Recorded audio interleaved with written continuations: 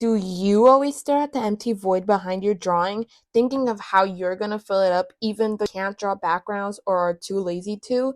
Then this video is for you, because today I'll be showing you a few ways you can make a simple background that isn't full of detail. Even though I've been drawing for most of my life, I still have not worked on backgrounds, which is probably something I should do, but I have found a few ways that I can make the drawing still look good even without a full-on detailed colored background. The first method is to put some lighting on your drawing. And I don't mean just lighting in general, I mean the lighting surrounding the character. Like if your background is white, you add some lighting and it makes it look kind of glowy and shiny. The second method is also pretty easy, and that is to put a color gradient behind your drawing. So basically just choose one color or maybe even two to put behind your drawing and blur it together, and it adds a nice little touch while still keeping it pretty simple.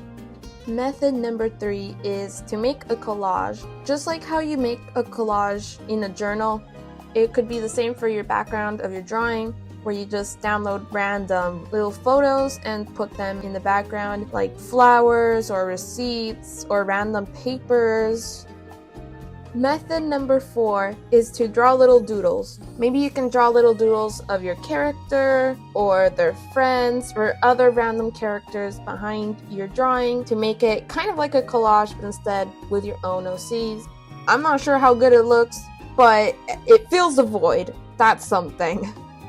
Method number 5 is to draw a bunch of scribbles. If other artists can sell paintings or drawings that are literally just a bunch of scribbly lines, then so can you, and you can also put it in your background. Literally, all you have to do is just scribble a bunch of lines of different colors or even the same color, and boom, instant, easy background.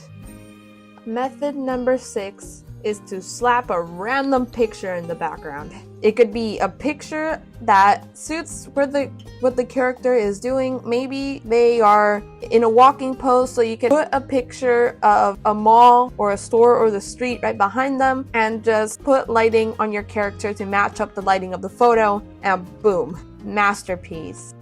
Method number 7 is to draw alternate emotions of your character right beside the original drawing. You can use this to express their personality a bit better, and you can even kind of make it like a comic where they're saying something in a speech bubble, or you can make it kind of like a comic page actually and make a little square around them to make the panel, and it looks really nice.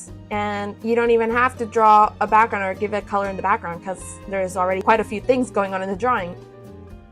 Method number 8 is to draw a bunch of little symbols around them. It could be sparkles, it could be a bunch of little circles, or maybe even little butterflies, something little, like simple shapes, simple little things that take up space but are easy to do.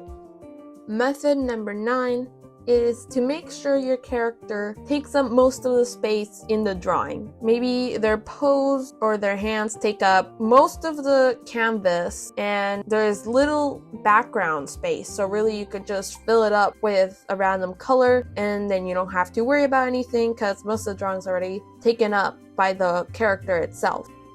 And lastly, method 10 is to simply just copy paste your drawing and make it bigger and turn the opacity down and put it on one of the sides of your canvas. Not only can you see the drawing better and with better detail, but it also fills up the space in your background.